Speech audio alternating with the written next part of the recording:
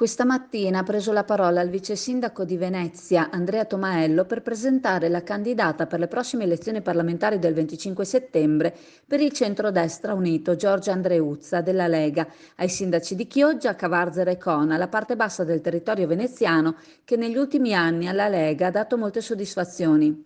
Parlamentare uscente, candidata per il collegio uninominale Veneto 1 per la coalizione Fratelli d'Italia, Lega, Forza Italia e Coraggio Italia, oggi Andreuzza si è presentata a Chioggia al Mosella Suite Hotel davanti a una platea di elettori appoggiata dalla sezione della Lega di Chioggia, che ha organizzato questo momento di incontro dal consigliere regionale Dolfin, da Marco Grandi della sezione di Cavarzere, oltre che dal segretario della Lega Gaetano Doria. La grande forza della Lega è riuscire a fare squadra quando è necessario, ha detto Tomaello, e finora è sempre stato così, soprattutto a Chioggia. Ora i collegi sono molto ampi ed essendo stati ridotti il numero dei parlamentari, l'impegno dei candidati diventa maggiore. Questo non impedisce che ci sia da parte loro la massima attenzione per i problemi dei territori.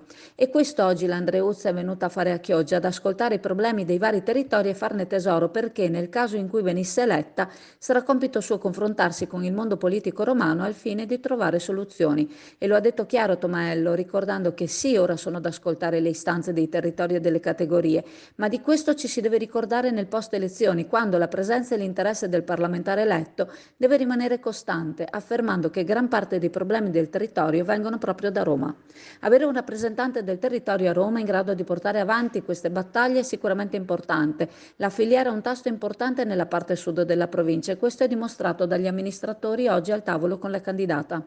Il sindaco di Cona, Alessandro Agi, ha ricordato l'importanza della Lega sulla vicenda che ha interessato l'ex base dell'aeronautica, gestita da cooperative che agirono ai fini di lucro ai danni degli immigrati che venivano ospitati. Area Trazione Lega l'ha definita Munari, sindaco di Cavarzere, che ha sottolineato che ci sarà solo lei, l'Andreuzza, a cui rivolgersi per i problemi del territorio, colmando questo incarico di responsabilità, anticipando uno dei problemi per i quali sarà interpellata, il caro energia. Questo rischia di mandare in default molte amministrazioni comunali.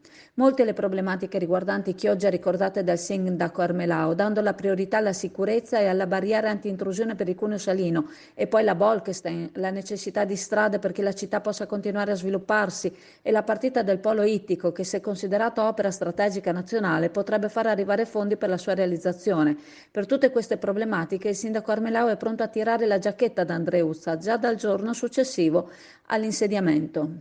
L'onorevole Giorgia Andreuzza, dopo aver ringraziato il suo partito, la Lega, per la fiducia nuovamente riposta in lei, ha riassunto come un concentrato di tantissime esperienze questi anni di legislatura.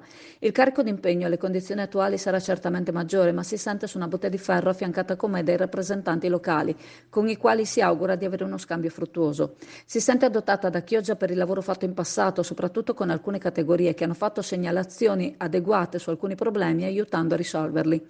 Andreuzza ha poi raccontato i suoi impegni maggiori, alcuni di quelli da cui ha ottenuto risultati positivi con soddisfazione delle categorie coinvolte. Le promesse che farà in campagna elettorale sono solo quelle che avranno i presupposti per essere risolte.